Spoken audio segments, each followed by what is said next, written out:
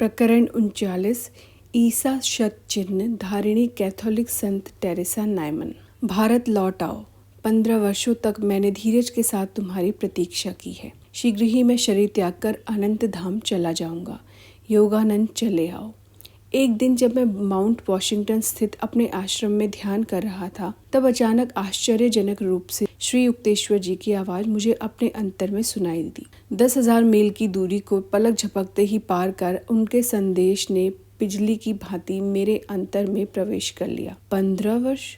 हाँ, मुझे एहसास हुआ यह सन 1935 है। मैंने अमेरिका में अपने गुरुदेव की शिक्षाओं का प्रसार करते हुए 15 वर्ष बिता दिए हैं। अब वे मुझे वापस बुला रहे हैं। थोड़ी देर बाद मैंने अपना यह अनुभव अपने एक प्रिय मित्र जेम्स जे लिन को बताया। प्रतिदिन क्रिया योग के अभ्यास से उनकी आध्यात्मिक उन्नति इतनी हो गई थी कि प्रायः मैं उन्हें संत लीन कहता हूँ। उनमें तथा दूसरे अनेक पाश्चात्यों में बाबा जी की उस भविष्यवाणी की पूर्ति देखकर मैं अत्यंत आनंदित होता हूँ कि प्राचीन योग मार्ग के माध्यम से पाश्चात्य जगत में भी ईश्वर साक्षात्कारी संत पैदा होंगे। श्री लीन ने उदारता पूर्वक मेरी यात्रा के व्यय का सारा भार उठाने का प्रस्ताव रखा। इस प्रकार पैसे की समस्या हल होते ही मैंने जहाज से यूरोप होते हुए भारत जाने की तैयारी की। मार्च 1935 में मैंने सेल्फ रियलाइजेशन फेलोशिप को चिरस्थायी बनाने के लिए उस कैलिफोर्निया राज्य के कानून के अंतर्गत एक धर्मनिरपेक्ष गैर लाभकारी संस्था के रूप में पंजीकृत करा लिया।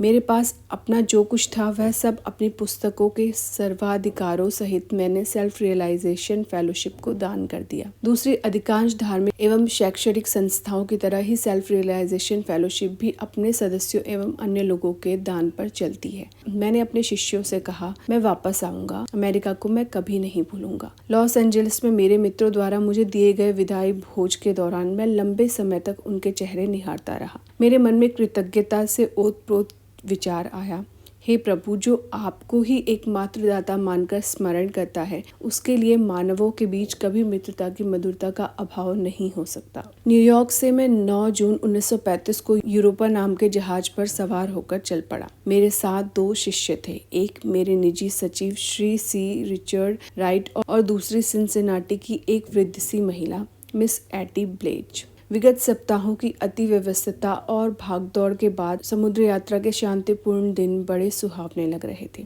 पर यह शांति अल्पकालिक ही रही। आधुनिक जहाजों की तेज गति के कुछ खेदजनक पहलू भी हैं। अन्य उत्सुक पर्यटकों की भांति हम लोग भी विशाल और प्राचीन महानगरी लंदन में घूमे। लंदन पहुंचने के दूसरे दिन मुझे कैक्सटन हॉल में एक विशाल सभा को संबोधित करने का निमंत्रण मिला। इस सभा में व्याख्यान शुरू करने से पहले सर फ्रांसिस यंग हस्बैंड ने लंदन के श्रोताओं को मेरा परिचय दिया। हमने सर हैरी लॉडर के अतिथि बनकर उनके स्कॉटलैंड की एस्टेट में आनंद पूर्वक एक दिन बिताया। कुछ दिन बाद हम लोग इंग्लिश चैनल को पार कर यूरोप महाद्वीप पहुंचे, क्योंकि मैं बवेरिया की एक विशेष तीर्थ यात्रा करना चाहता था। मैंने विचार किया कि कोनर स्रूत की महान कैथोलिक संत टेरेसा नाइमन से मिलने का यही एकमात्र अवसर मुझे मिल सकता है। कई वर्ष पहले मैंने टेरेसा नाइमन के बारे में एक आश्चर्यजनक लेख पढ़ा था। उस लेख में उनके बारे में जो जानकारी दी गई थी वह इस प्रकार थी। टेरेसा नाइमन का जन्म 1898 में गुड फ्राइडे के दिन हुआ था। जब वे 20 वर्ष की थी तब वे एक दुर्घटना में अंधी हो गई और साथ ही उन्हें पक्षाघात भी हो गया। द लिटिल फ्लावर के नाम से सुविख्यात लीसो की संत टेरेसा की कृपा से 1923 में उनकी दृष्टि चमत्कारिक ढंग से वापस आ गई। बाद में टेरेसा नाइमन का पक्षाघात भी ठीक हो गया। 1923 से ईश्वर के प्रसाद रूप में चर्च से दिए जाने वाले छोटे से वेफर के अतिरिक्त टेरेसा नाइमन ने अन्न जल का पूर्ण परित्याग कर दिया है। 1926 में टेरेसा नाइमन के माथे पर, छाती और हाथ पैरों पर ईसा मसीह के पवित्र घाव प्रकट हो गए। सूली पर चढ़ाए जाने से पूर्व और सूली पर चढ़ाए जाने के दौरान ईसा मसीह को जो जो यातनाएं दी गई, उन सब यातनाओं को वे प्रति शुक्रवार अपने शरीर में अनुभव करती हैं। टेरेसा नाइमन को केवल अपने गांव की सरल जर्मन भाषा ही आती है, परंतु शुक्रवार के इन अनुभवों के दौरान भावावेश में वे कुछ ऐसे वाक्यों का उच्चारण करती हैं जिन्हें विद्वानों ने प्राचीन फिलिस्तीनी भाषा के रूप में पहचाना है। अपने इस दिव्य दर्शन के दौरान उचित अवसरों पर वे हिब्रू या यूनानी भाषा भी बोलती हैं। चर्च के अधिकारियों की अनुमति से कई बार टेरेसा नाइमन को वैज्ञानिक निरीक्षण में भी रखा गया। प्रोटेस्टेंट जर्मन समाचार पत्र के संपादक डॉक्टर फ्रिट्ज गर्लिक इस कैथोलिक पाखंडी का भंडाफोड़ करने के लिए कोनरस्रूथ गए थे, पर मन में श्रद्धा लिए लौट आए और उन्होंने पूर्ण श्रद्धा भाव के साथ उनका जीवन चरित्र लिख डाला। हमेशा की तरह मैं किसी संत से मिलने के लिए लालायत रहता था, चाहे मैं पूर्व में रहूं या पश्चिम में। जब हम लोग 16 जुलाई को कोनरस्रूथ पहुंचे तो मैं आनंद से पुलकित हो उठा। बवेरियाई किसानों को हमारी फोर्ड कार और उसमें बैठे अलग अलग प्रकार के लोगों, एक युवा अमेरिकन पुरुष, एक प्रौढ़ महिला और कोट के कॉलर के नीचे अपने लंबे केशों को दबाए एक श्याम वर्ण भारतीय को देखकर काफी कौतूहल हो रहा था। टेरेसा नाइमन का घर साफ सुथरा था। घर के पास ही स्थित पुराने कुएं के पास सुंदर सुंदर फूल खिले हुए थे, परंतु अफसोस घर बंद और सुनसान था। पड़ोसियों और उस समय पास से गुजर रहे पोस्टमैन को भी जानकारी नहीं थी। इतने में वर्षा भी होने लगी। मेरे साथियों ने लौट चलने की राय दी। नहीं, मैंने दृढ़ता के साथ कहा, जब तक टेरेसा नाइमन के पास पहुंचने का कोई ना कोई सूत्र मेरे हाथ नहीं लगता, मैं यहाँ से हिलने वाला नहीं। 2 घंटे बाद भी हम घोर वर्षा के बीच अपनी कार में ही बैठे रहे। मैंने शिकायत भरा निश्वास छोड़ते हुए कहा, भगवान, यदि उन्हें यहाँ नहीं होना था तो आप मुझे यहाँ तक लाए ही क्यों? इतने में एक अंग्रेजी भाषी व्यक्ति हमारे पास आकर खड़ा हो गया। उसने नम्रतापूर्वक अपनी सहायता प्रदान की। उसने कहा, मैं निश्चित तो नहीं जानता कि टेरेसा नाइमन कहाँ है, परंतु वे प्रायः ही यहाँ से 80 मील दूर आइक्सटॉट विश्वविद्यालय में वहाँ के विदेशी भाषाओं के प्रोफेसर फ्रांस वुड से मिलने जाती हैं। दूसरे दिन सुबह हम लोग कार से छोटे से शांत नगर आइक्सटॉट में जा पहुँचे। डॉक्टर वुड्स ने प्रेम पूर्वक अपने घर में हमारा स्वागत किया। हाँ, टेरेसा नाइमन यही है। उन्होंने टेरेसा नाइमन के पास संदेश भेजा कि कोई उनसे मिलने आए हैं। संदेश ले जाने वाला शीघ्र ही उनके उत्तर के साथ वापस आया। यूँ तो बिशप ने मुझे उनकी अनुमति के बिना किसी से मिलने के लिए मना किया है, परंतु भारत के इस संत से मैं अवश्य मिलूंगी। उनके इन शब्दों ने मेरे हृदय को छू लिया।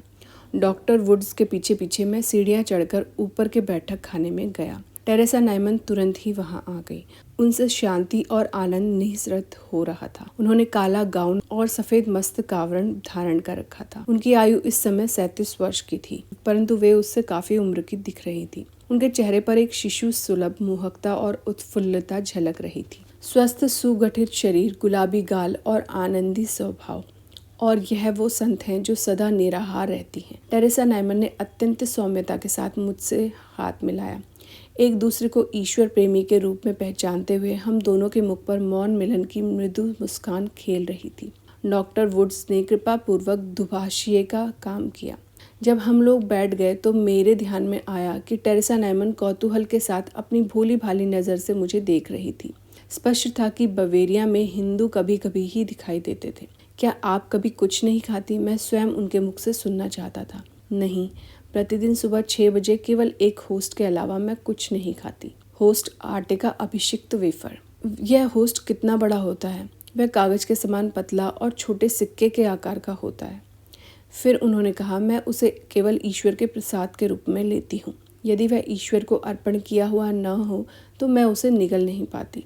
आप केवल उसी पर 12 वर्षों तक तो जीवित नहीं रह सकती। मैं ईश्वर के प्रकाश से जीवित रहती हूँ। कितना सरल उनका उत्तर था, बिल्कुल आइंस्टाइन की तरह।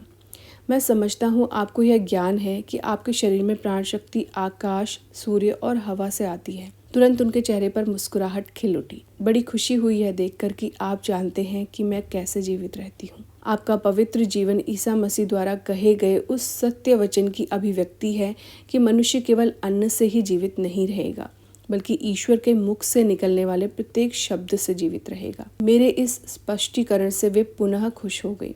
सचमुच ऐसा ही है। आज इस पृथ्वी पर मेरे जीवित रहने का एक कारण यह सिद्ध करना भी है कि मनुष्य केवल अन्न से नहीं बल्कि ईश्वर के प्रकाश से जीवित रहता है। क्या आप दूसरों को भी अन्न के बिना जीवित रहना सिखा सकती हैं?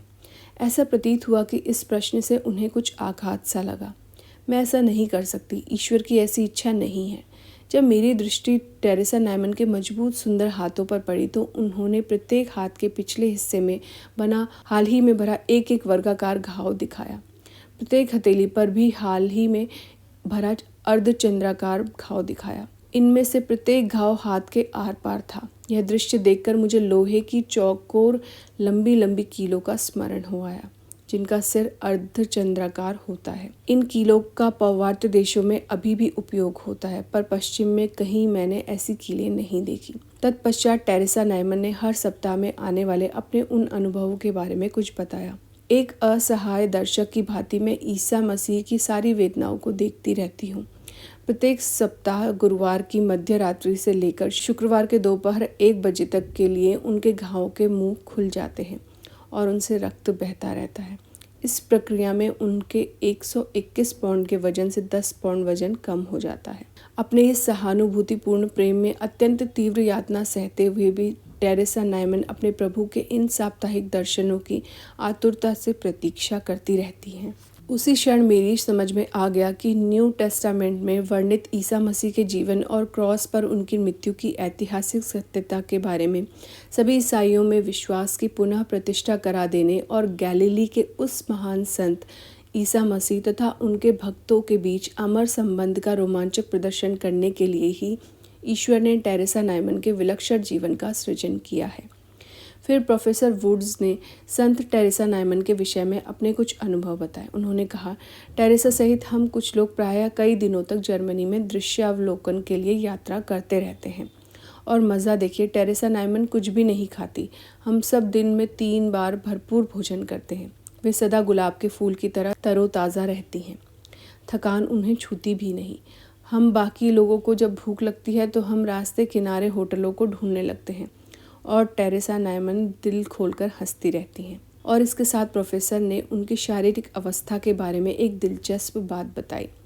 टेरेसा नाइमन कुछ भी नहीं खाती, इसलिए उनका पेट सिकुड़ गया है।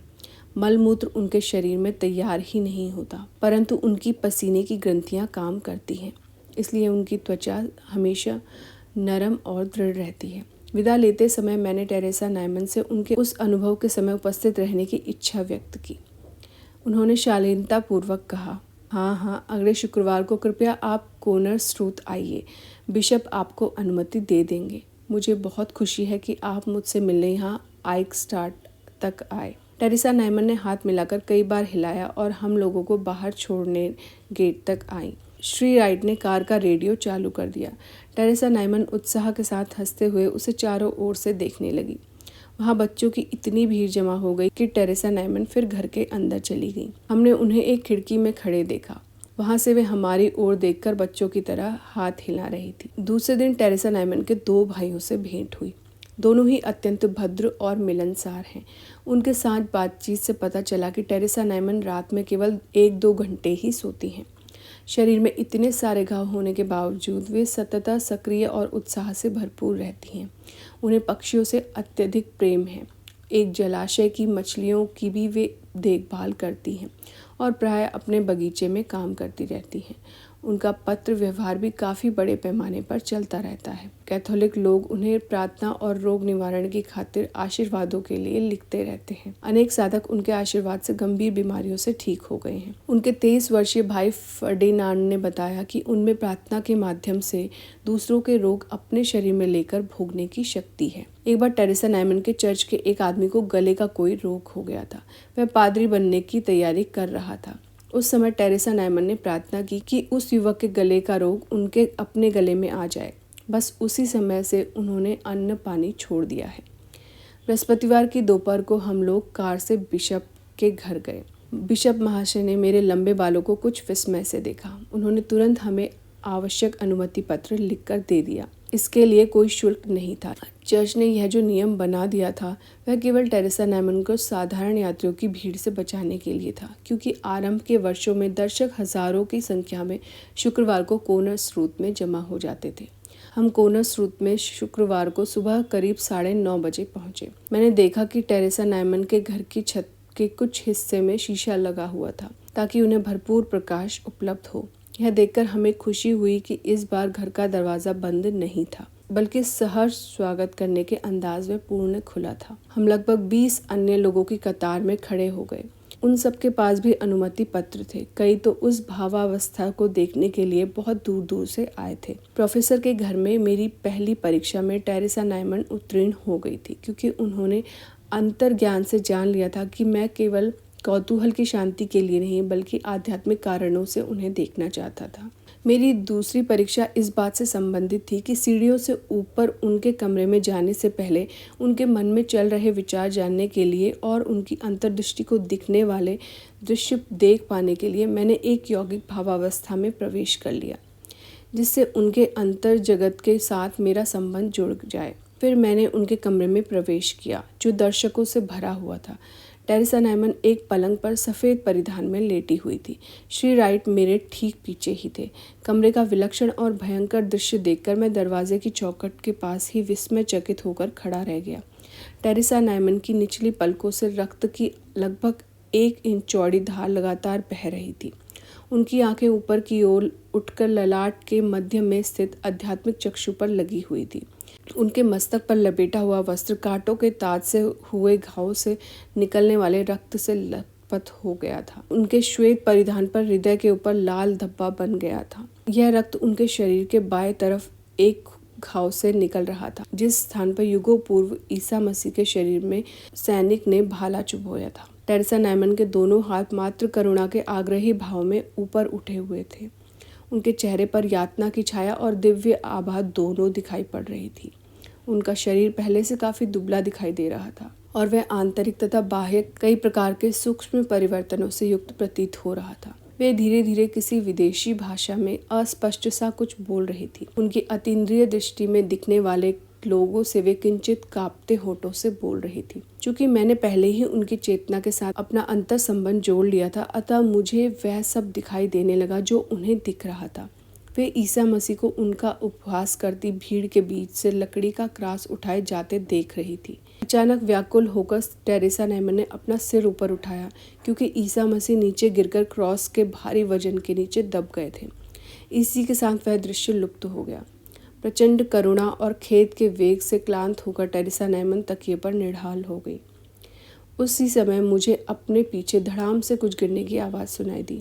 एक पल के लिए पलटकर देखा तो चित्त अवस्था में एक शरीर को उठाए 2 आदमी बाहर ले जा रहे थे, परंतु उस समय मैं अपनी अधिचेतन भावावस्था से बाहर आ ही रहा था, इसलिए धराशायी हुए उस व्यक्ति को पहचान नहीं सका। मैंने फिर से अपनी दृष्टि टेरेसा नाइमन के चेहरे पर स्थिर की। रक्त धाराओं में डूबा वह चेहरा मुर्दे के समान पीला पड़ गया था, परंतु अब उस पर शांति छाई थी और पवित्रता उससे निसृत हो रही थी। बाद में मैंने अपने पीछे की ओर दृष्टि दौड़ाई तो देखा कि श्री राइट अपने गाल पर हाथ दबाए खड़े थे और उनके गाल से रक्त निकल रहा था।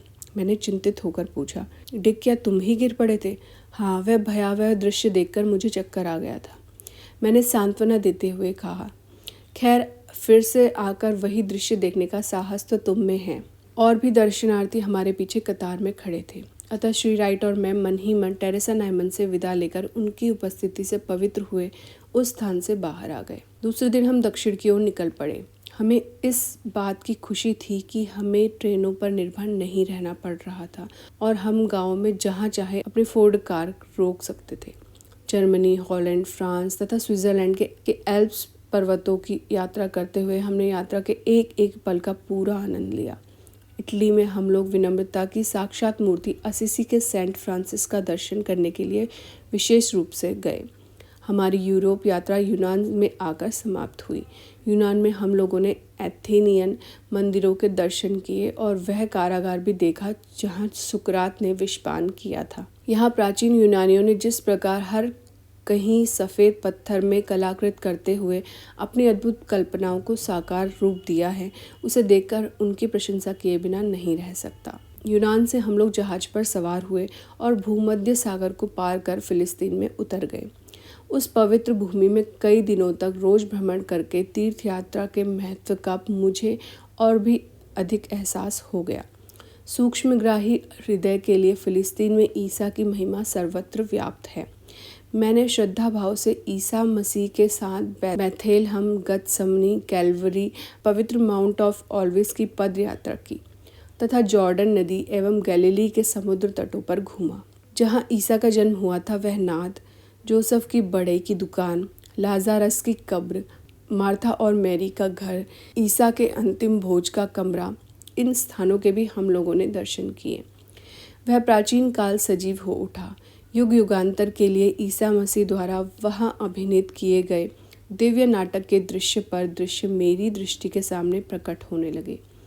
मिस्र जाते हुए उनके आधुनिक शहर कैरो और प्राचीन पिरामिडों को हमने देखा। फिर जहाज से लाल सागर को पार करते हुए विशाल अरब सागर और सीधे भारत। प्रकरण 39 संपूर्ण।